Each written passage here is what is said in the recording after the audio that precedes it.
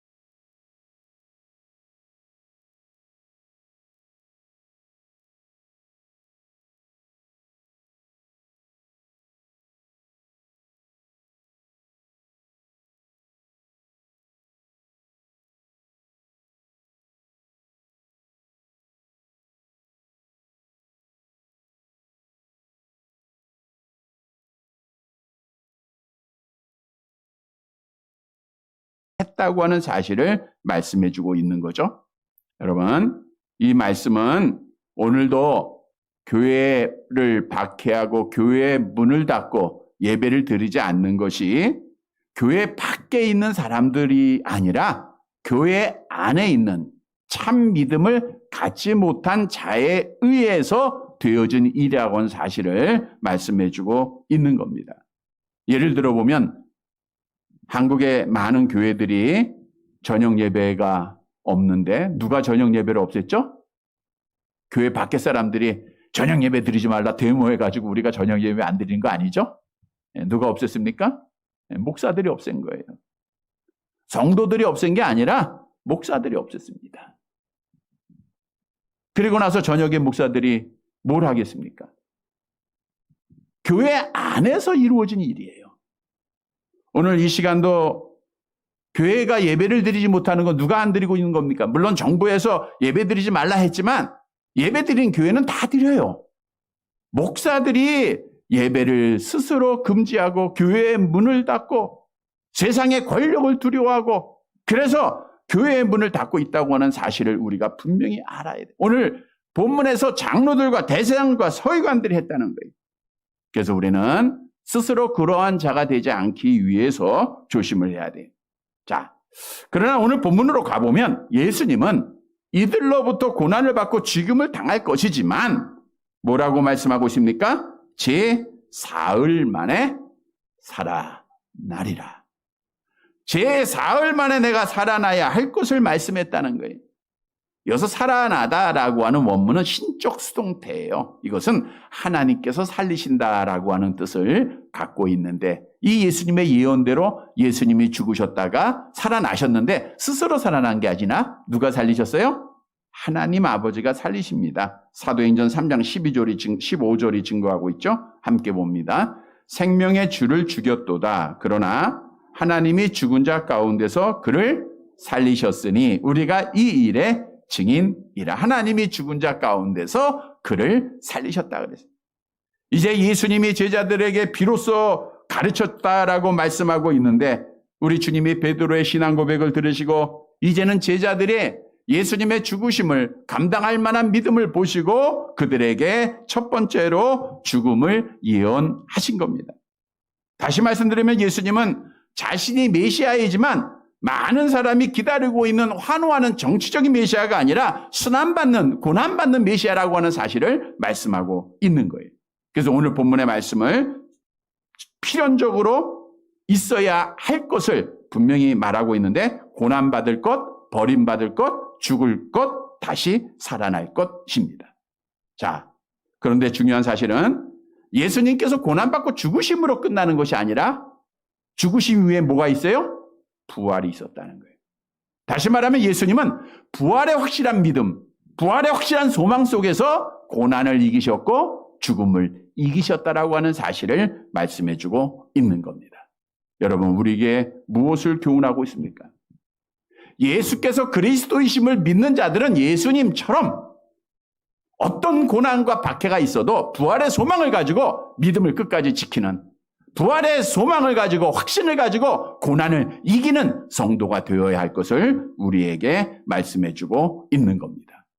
예수께서 그리스도이심을 믿는 것은 하나님의 사랑을 받았다는 증거예요. 하나님의 사랑을 받았다는 것은 세상에서 미움받았다는 것이고 세상은 권력을 악한 영이 쥐고 있기에 우리들은 수많은 시험과 수많은 박해와 수많은 고난을 받고 있는 거예요. 앞에서 언급한 대로 마라톤 경기인데 그냥 평탄 대로를 달리는 게 아닙니다.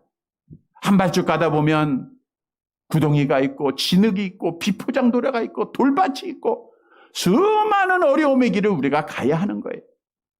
그래서 성경도 너희가 경건하게 살고자 하는 자는 많은 환난을 겪어야 할 것을 우리에게 분명히 증거하고 있고 우리가 하나님의 나라에 들어가려면 어떻게 해야 됩니까? 사도행전 14장 22절 함께 봅니다.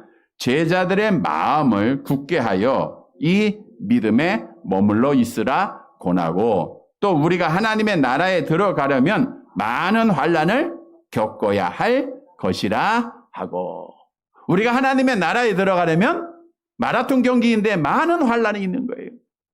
많은 환난이 있는 것을 우리는 당연히 하나님의 나라에 로 가기 위한 과정임을 받아들여야 됩니다. 그런데 중요한 것은 이 많은 환난, 어떤 박해가 있고 어떤 어려움이 있어도 한 믿음만 있으면 이길 수 있어요. 어떤 믿음이에요? 부활의 믿음입니다. 내가 지금 죽어도 다시 살아날 수 있다는 부활의 믿음이 있으면 죽음이 무서울까요? 안 무서울까요? 안 무섭죠. 여러분, 그게 우리 기독교의 역사입니다. 우리 기독교가 우리에게 전해지기까지 그 역사, 약 2000년의 역사를 보면 얼마나 많은 순교를 당했습니다. 사실 기독교의 역사는 순교의 역사예요. 초대교회부터 지금까지 하나님의 복음이 전해지는 곳곳마다 순교가 있었고 그 순교를 두려워하지 않는 자들에 의해서 복음이 이 땅에 뿌리를 내리게 된 겁니다. 스데반 집사가 돌에 맞아 죽어가면서도 그 고난을 이길 수 있었던 것도 부활의 믿음이에요. 스데반 집사가 이런 고백을 하죠. 사도행전 7장 55절 56절 함께 봅니다. 스데반이 성령 충만하여 하늘을 우러러 주목하여 하나님의 영광과 및 예수께서 하나님 우편에 서신 것을 보고 말하되 보라 하늘이 열리고 인자가 하나님 우편에 서신 것을 보노라 한대. 내가 지금 돌에 맞아 죽어가고 있지만 나는 지금 이제 죽으면 저 하나님의 나라에 간다라고 하는 그 소망 속에 스데반 집사는 인내할 수 있었던 거예요. 로마 가톨릭에 의해서 교황에 의해서 수천만 명의 기독교인들이 죽음을 당합니다. 사자들이 있는 원형극장에 들어가면서 그들은 찬송하면서 들어가요. 순교의 현장으로 찬송하며 들어가는 그들의 믿음은 부활의 믿음입니다. 언약도들이 부활의 믿음으로 고난을 이겼고 청교도들이 부활의 믿음으로 고난에서 인내했어요. 우리나라 기독교 역사에도 공산주의자들에 의해서 얼마나 많은 믿는 사람들이 죽임을 당했습니까? 저들이 순교의 피를 흘리는 것도 부활의 믿음이 있었기 때문입니다. 여러분, 예수께서 그리스도이심을 믿는 자들은 내가 지금 죽어도 다시 살아난다라고 하는 믿음이 있는 거예요. 그래서 우리는 고난을 부활의 믿음으로 이겨야 되는 거예요. 아무리 세상 권력자들이 총칼을 휘둘리고 어떤 명령을 한다 할지라도 부활의 믿음은 이길 수가 없습니다. 하나님께서 우리를 사랑하시는 그 사랑에서 끊을 수 있는 것이 있어요? 없어요? 없죠. 로마서 8장 35절 암송합니다. 누가 우리를 그리스도의 사랑에서 끊으리요? 환난이나 공고나 박해나 기근이나 적신이나 위험이나 칼이요. 고난도 칼도 기근도 우리를 끊을 수가 없다는 거예요. 따라서 우리는 부활의 확실한 열매, 우리 기독교는 부활의 종교 아닙니까? 예수님께서 부활하심으로 우리에게 부활의 첫 열매가 되셨다 그랬잖아요. 그래서 우리도 죽으면 살아나는 거예요. 예수님도 우리에게 약속하시죠? 요한복음 11장 25절 이하 암송합니다. 예수께서 이르시되 나는 부활이요 생명이니 나를 믿는 자는 죽어도 살겠고 무릇 살아서 나를 믿는 자는 영원히 죽지 아니하리니 이것을 내가 믿느냐. 나는 부활이요 생명이니 나를 믿는 자는 죽어도 살겠고 나를 믿는 자는 죽어도 살겠고 믿으시기를 바랍니다. 살아서 나를 믿는 자는 영원히 죽지 아니라. 여러분, 우리는 지금 죽어도 천국 가는 거예요. 우리는 부활할 겁니다. 그래서 이 믿음을 가지고 하나님의 은혜로 지금까지 고난을 이겨나갔듯 성도 여러분, 오늘 말씀 따라 예수님이 그 그리스도가 되셔서 부활의 믿음으로 고난과 죽음을 이기셨듯 우리도 모든 고난 부활의 믿음으로 이기고 믿음 지켜서 마지막 날 하나님 앞에 복을 받는 사랑하는 성도들이 되시기를 간절히 바랍니다. 두 번째로 예수께서 그리스도이심을 믿는 자는 하나님의 일을 먼저 생각해야 돼요. 그러니까 하나님의 일을 먼저 생각해야 끝까지 믿음을 지키고 복 받는 자가 되는 겁니다. 본문 32절 말씀입니다. 이제 예수님께서 내가 이제 대제사장 장로들, 서기관들 이들에게 고난을 받고 죽을 거야. 그리고 다시 살아날 거야. 이렇게 말을 하니까 제자들이 어떻게 반응을 합니까? 32절 함께 봅니다. 드러내놓고 이 말씀을 하시니 베드로가 예수를 붙들고 항변하매. 여기서 항변하다라는 것은 웃 어른의 잘못을 고치도록 권하다, 강권하다라는 뜻이에요. 그러니까 베드로는 이게 선생님 예수가 뭐가 좀 잘못되고 있구나. 이거 잘못 말하고 있는 거야. 그래서 강력하게 반발하고 그를 고치려고 말을 한 겁니다. 병행 구절에 보면 마태복음은 이렇게 구체적으로 말씀하고 있죠. 마태복음 16장 22절 함께 봅니다. 베드로가 예수를 붙들고 항변하여 이르되 주여 그리 마옵소서 이 일이 결코 주께 미치지 아니하리이다. 주여 그리 마옵소서. 그 일은 당신과 전혀 관계가 없는 겁니다. 당신은 이제 메시아로서 왕으로서 정치적으로 군림하게 될 것인데 왜 당신이 고난을 받고 죽임을 당해야 합니까? 그래서 이 일은 결코 당신에게 미치지 않겠습니다. 베드로가 그렇게 말을 한 거예요. 그러니까 베드로가 사실은 예수가 메시아다 그리스도라고 고백한 그 고백 안에도 현세적인 믿음, 정치적인 메시아에 대한 믿음이 있었다는 것을 우리가 알 수가 있겠죠. 자, 그런데 예수님께서 베드로의 항변을 듣고 뭐라고 말씀하셨는가? 33절 말씀입니다. 같이 봅니다. 예수께서 돌이키사 제자들을 보시며 베드로를 꾸짖어 이르시되 사탄아 내 뒤로 물러가라. 내가 하나님의 일을 생각하지 아니하고 도리어 사람의 일을 생각하는도다 하시고. 꾸짖다라고 하는 것은 악한 영이 베드로에게 임했던 거예요. 그래서 예수님에게 거칠게 대들었지 않습니까? 그때 예수님은 그러한 거친 행동에 조금도 위축하지 아니하시고 더 큰 권세를 가지고, 왜 예수님은 사단의 권세보다 더 큰 힘이 있는 분이니까 도리어 베드로를 꾸짖습니다. 뭐라고 꾸짖어요? 사탄아 내 뒤로 물러가라. 사탄이라고 하는 것은 대적자 이런 뜻으로서 악한 영의 우두머리입니다. 사탄은 베드로에게 예수님께서 그렇게 칭했는데 이 말씀은 베드로가 사탄이다 이런 뜻이 아니고 사단의 지배를 받고 있다. 악한 영의 지배를 받고 있었다라는 것을 말하고 있어요. 이 말씀을 보면 우리는 누구라도 조심하지 않으면 순간적으로 넘어질 수 있습니다. 그래서 늘 조심해야 돼요. 그래서 주님께서 명령하죠. 내 뒤로 당장 물러가라. 내 뒤로 당장 물러가라.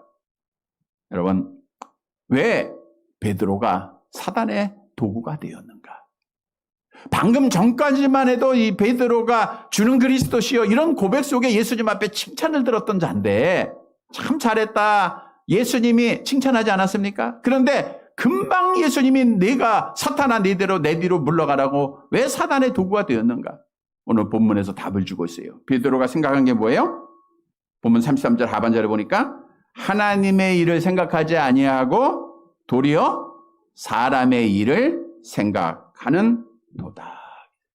베드로가 사단의 도구가 된 것은 하나님의 일을 생각하지 아니하고 누구의 일을 생각했어요? 사람의 일, 세상의 일을 생각한 거예요. 하나님의 은혜를 잊어버리고 하나님의 영적인 일을 생각한 것이 아니라 세상의 일, 정치적인 문제, 경제적인 문제, 나의 삶의 문제를 먼저 생각하다가 사단의 도구가 되고 책망을 받게 된 거예요. 여러분, 우리에게 주는 교훈이에요. 누구라도 우리가 아무리 오랫동안 신앙생활하고 직분 얻었다 할지라도 하나님의 일을 먼저 생각하지 아니하고 세상의 일, 사람의 일을 먼저 생각하면 사단의 도구가 된다는 거예요. 하나님을 무서워하지 아니하고 사람을 무서워하면 사단의 도구가 된다는 거예요. 하나님을 먼저 사랑하지 아니하고 세상 것을 먼저 사랑하면 사단의 도구가 된다는 거예요. 그래서 예수를 그리스도로 믿는 자들은 세상의 어떤 사람이나 세상의 일들보다 하나님의 일, 하나님을 먼저 사랑하고 먼저 생각해야 돼요. 그래야 믿음 지키는 거예요. 이런 성도들 되시기를 바랍니다. 그러면 우리가 생각해야 할 하나님의 일은 뭔가?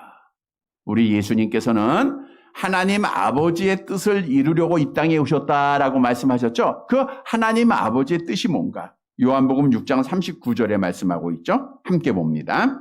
나를 보내신 이의 뜻은 내게 주신 자 중에 내가 하나도 잃어버리지 아니하고 마지막 날에 다시 살리는 이것이니라.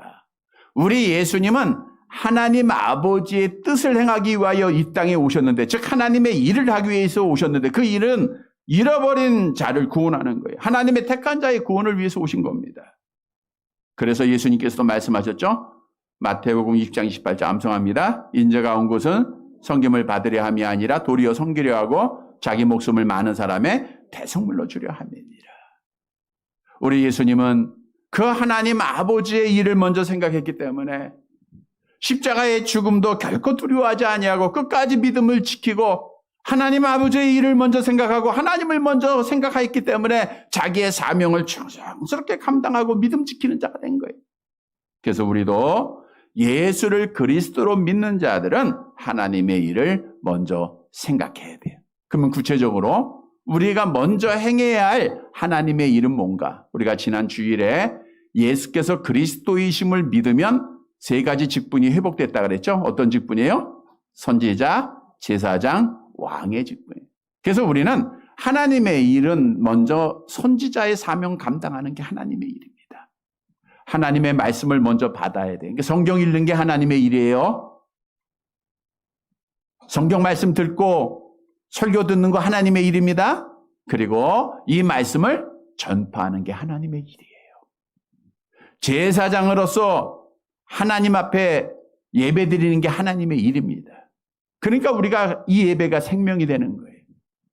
너희 몸을 하나님이 기뻐하는 거룩한 산 제물로 드리라 그랬죠? 우리의 삶을 통해서 하나님 앞에 영광 돌리는 제사장의 삶을 사는 것이 하나님의 일입니다. 우리는 왕으로서 하나님의 뜻을 이루는 것이, 이 땅을 정복해 가는 것이 하나님의 일입니다. 이 일을 먼저 생각하라는 거예요. 여러분, 예수를 그리스도로 믿지 못하는 자들은 하나님의 일을 생각할까요? 안 할까요? 안 하죠. 이들은 오직 세상의 일이에요. 세상 것 자랑하고 세상 것 먹고 마시고 입는 것에 걱정 근심하고 세상 것 때문에 살아가는 겁니다. 그러다가 결국 저들은 멸망받는 거예요. 지옥 가는 거예요. 여러분 뻔하잖아요. 그러니까 세상에서 잘된 사람들 부러워할 게 없어요. 사람이 온 천하를 얻어도 자기 생명을 잃으면 지옥 가면 무슨 유익이 있겠느냐 성경은 말씀하고 있습니다. 따라서 우리는 염려하지 말아야 돼요. 우리 주님께서도 말씀하셨죠. 마태복음 6장 31절 32절 함께 봅니다. 그러므로 염려하여 이르기를 무엇을 먹을까, 무엇을 마실까, 무엇을 입을까 하지 말라. 이는 다 이방인들이 구하는 것이라. 너희 하늘 아버지께서 이 모든 것이 너희에게 있어야 할 줄 아시느니라. 먹고 마시고 입는 것 걱정하고 근심하는 것은 이방인들, 예수를 그리스도로 믿지 못하는 자들이 하는 거예요. 우리는 이 일 걱정하지 말아야 돼요. 왜? 하나님은 다 아신다 그랬잖아요. 그 주님이 비유하시죠. 공중의 새를 보라. 심지도 않고 거두지도 않고 창고에 모아들이지도 아니하되 너희 하늘 아버지께서 다 기르신다 그랬어요. 너희는 이것들보다 귀하지 아니하냐.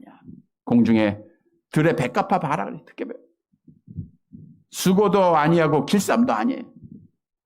오늘 있다가 내일 아국에 던지는 들불도 하나님의 먹이시고 입히세요. 하물며 너희일까 보냐.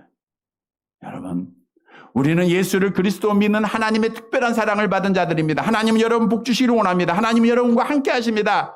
여러분이 형통하기를 원하십니다. 그 하나님이 자기 일을 먼저 하는 자들에게 은혜를 베풀지 아니하시겠느냐? 우리에게 반문하고 계시는 거예요. 그래서 우리는 마태복음 6장 33절 암송합니다. 그런즉 너희는 먼저 그의 나라와 그의 의를 구하라. 그리하면 이 모든 것을 너희에게 더하시라. 우리는 먼저 하나님의 나라와 의를 구해야 돼요. 그래야 믿음 지킵니다. 하나님이 먼저입니다. 예배가 먼저입니다. 성도 여러분, 우리는 하나님을 먼저 구하는, 먼저 생각하는 성도가 되어서 끝까지 믿음 지켜 하나님 앞에 복받는 사랑하는 성도들이 되시기를 간절히 바랍니다.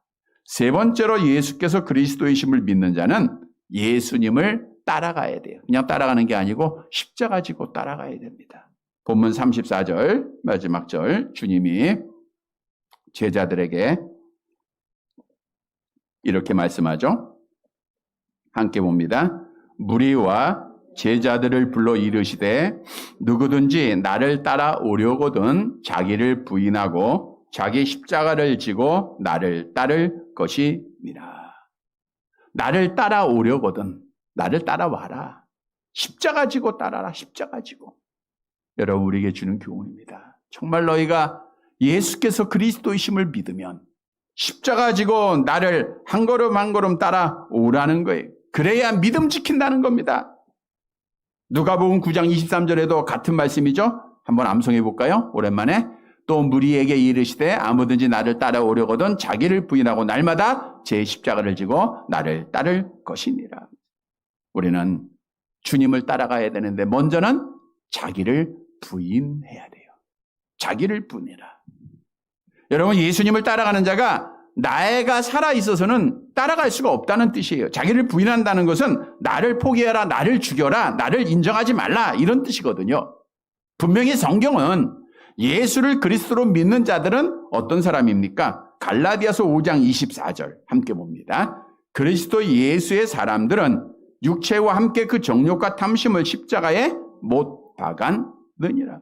그러니까 우리는 우리의 욕심과 우리의 탐심을 십자가에 못 박은 자들이에요. 나를 버리는 자들입니다.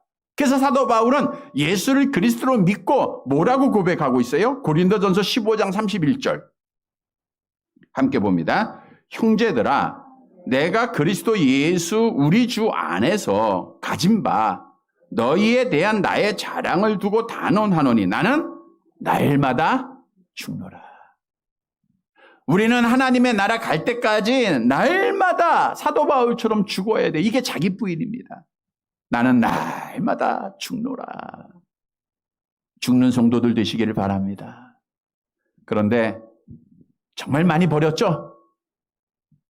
그럼에도 우리가 아직 버리지 못한 나 자신을 발견할 때가 참 많아요. 말 한 번 모욕당하는 소리 들었다고 감정이 격해질 때가 있고, 자존심 상했다고 분할 때 많죠? 억울하다고 분노할 때 많죠? 나를 인정해 주지 않는다고 나쁜 감정 가질 때도 많죠? 자그만 일에도 양보하지 못하고 나를 찾을 때가 많죠? 여러분, 우리가 분노하고 우리가 안 좋은 감정을 갖는 것은 아직 내 자신이 살아있다고 하는 증거예요. 오늘 본문은 분명히 말씀합니다. 이러면 믿음 못 지켜요. 우리가 내 감정 절제하지 못해서 믿음을 지키지 못할 때가 얼마나 많습니까? 우리는 자기를 부인하고 날마다 나를 버리고 나를 죽이고 예수님을 따라가는 성도들이 돼야 돼요. 뿐만 아니라 우리는 십자가 지고 예수님 따라가야 됩니다. 십자가 지고. 오늘 본문에도 자기 십자가를 지고 나를 따를 것을 성경은 말씀하고 있어요. 자, 우리가 십자가를 진다라는 것이 어떤 의미인가? 어떤 분이 사기를 쳤어요. 그리고 감옥에 갔어요. 고난의 시간이죠? 아, 나는 지금 십자가 지고 있다. 틀려요? 맞아요? 맞는 것 같아? 틀린 것 같아? 자기 죄 때문에 감옥에서 고난당하고 내가 십자가 지고 있다. 우리 예수님은 자기 죄 때문에 십자가 지신 거 아닙니다. 사명 감당하기 위해 십자가 진 거예요. 많은 분들이 자녀들이 신앙생활을 안 해서 염려하고 기도하는 분들이 참 많습니다. 열심히 어렸을 때는 했는데 지금 신앙생활을 안 해.